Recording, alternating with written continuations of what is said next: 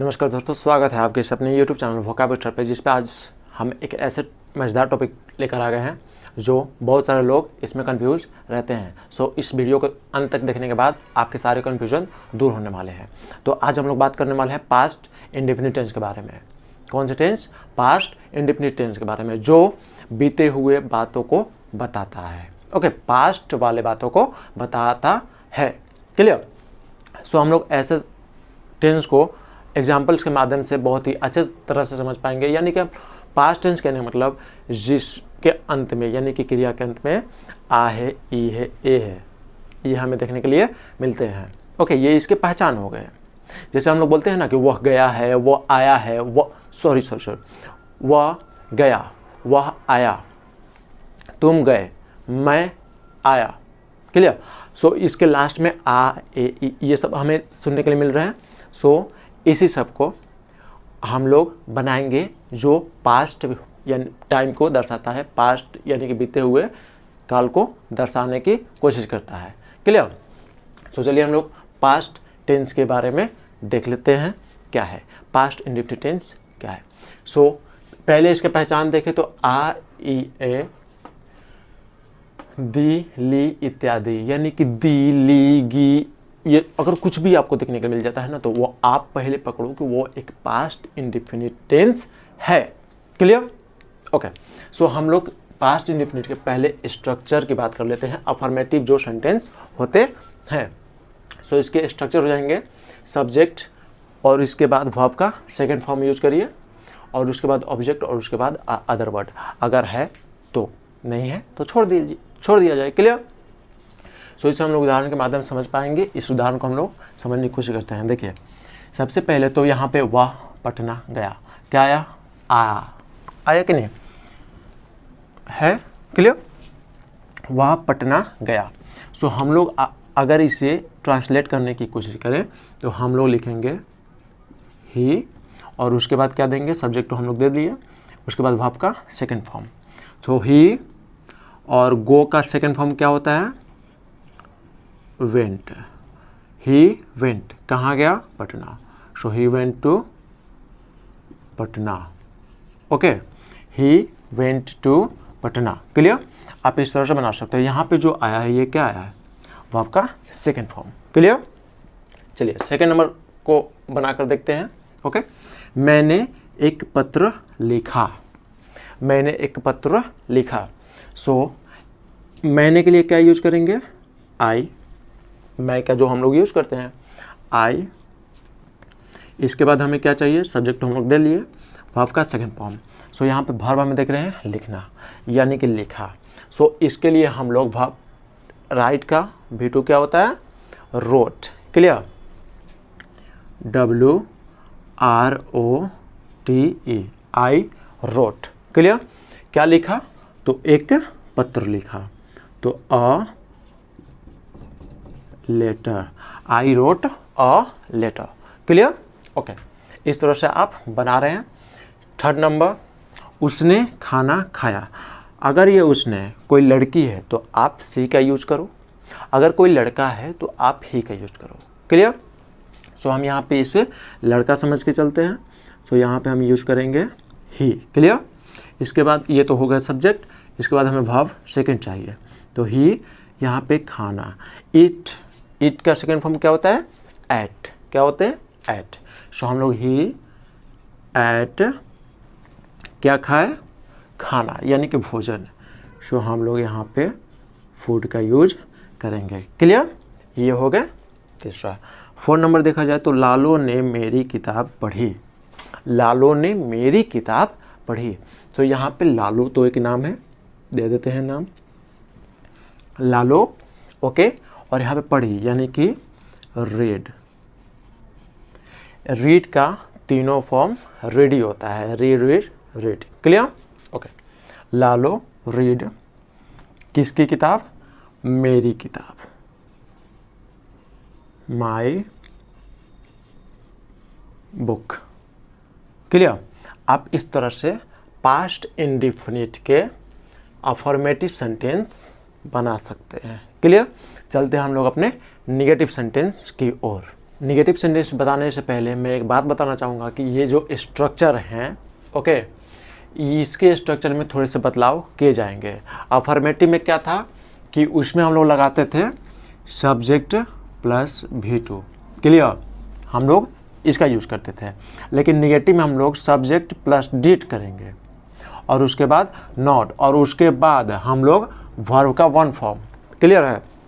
हम लोग अब वर्ब का सेकेंड फॉर्म नहीं यूज़ करेंगे निगेटिव में, अब हम लोग यूज़ करेंगे वर्ब का फर्स्ट फॉर्म, ओके, जो उसके रियल फॉर्म होते हैं, क्लियर। चलिए, सो उसने खाना नहीं खाया, इसे हम लोग ट्रांसलेट करेंगे तो हम लोग बनाएंगे, अगर ये लड़की है तो आप सी का यूज करोगे, क्लियर, सी, उसके ये तो हो गया, क्या हो गया, सब्जेक्ट, इसके बाद दीजिए डिड, सी डिड, इसके बाद नॉट, ओके, और इसके बाद हमें वर्ब का फर्स्ट फॉर्म चाहिए, तो खाना का क्या होता है, eat, clear, she did not eat, क्या ऑब्जेक्ट डाल दीजिए, खाना, यानी कि भोजन, फूड, क्लियर। ये इस तरह से बन जाएंगे। सेकंड नंबर देखते हैं, मैंने तुम्हें एक कलम दी, clear.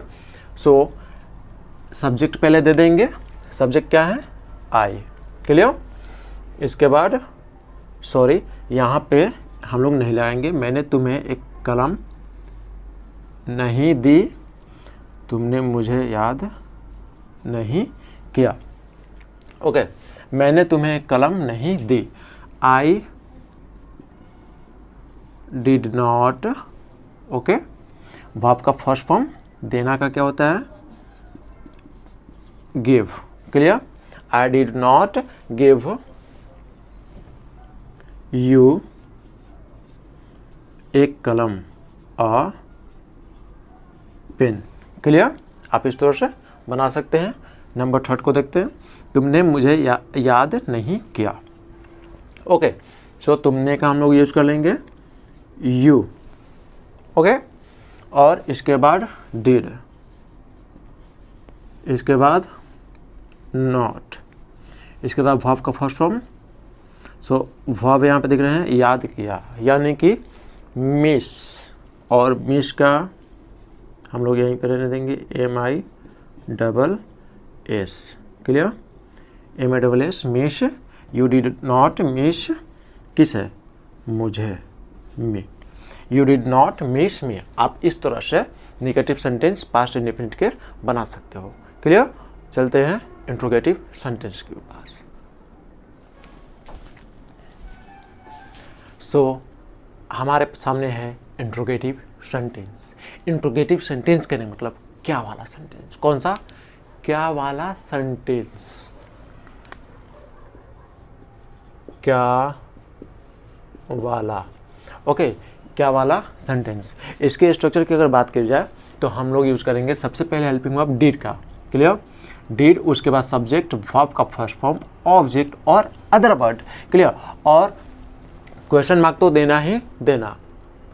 Question mark is very necessary for the interrogative sentence, जैसे कि आपके लाइफ के लिए भोजन बहुत ही ज़्यादा इंपॉर्टेंट होता है, क्लियर। सो चलिए हम लोग उदाहरण के माध्यम से इसे बहुत ही क्लियर कर पाएंगे। क्या वह पटना से आया, सो सबसे पहले डिड, सब्जेक्ट ही, आया, लड़का है, क्लियर, डिड ही, उसके बाद वर्ब का फर्स्ट फॉर्म आया, यानी कि आना, डिड ही कम, ओके, से के लिए हम लोग यूज करेंगे from, did he come from, कहाँ से, पटना, और लास्ट में क्वेश्चन मार्क, ये देंगे तभी जाके ये सेंटेंस सही होंगे, क्लियर, ओके।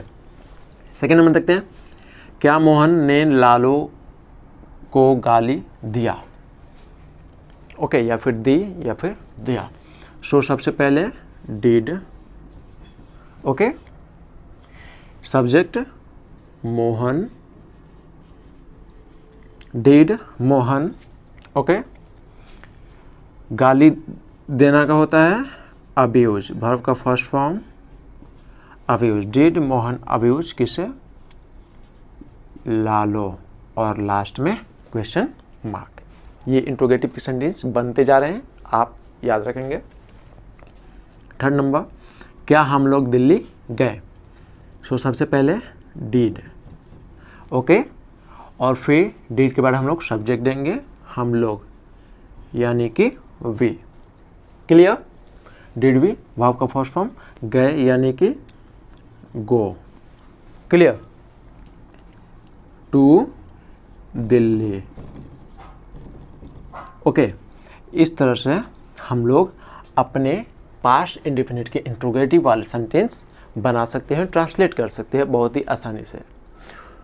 तो यहाँ तक समझ में आ गए होंगे। चलते हैं इंट्रोगेटिव और साथ में नेगेटिव जोड़े हुए सेंटेंसेस को बनाने। सो हमारे सामने है इंट्रोगेटिव और नेगेटिव साथ में रखकर सेंटेंस। इंट्रोगेटिव और प्लस नेगेटिव कहने का मतलब कि इसमें आपको क्या भी देखने के लिए मिलेंगे शुरू में, ओके, और कुछ देर चलकर नहीं भी देखने के लिए मिल जाएंगे बहुत ही आसानी से।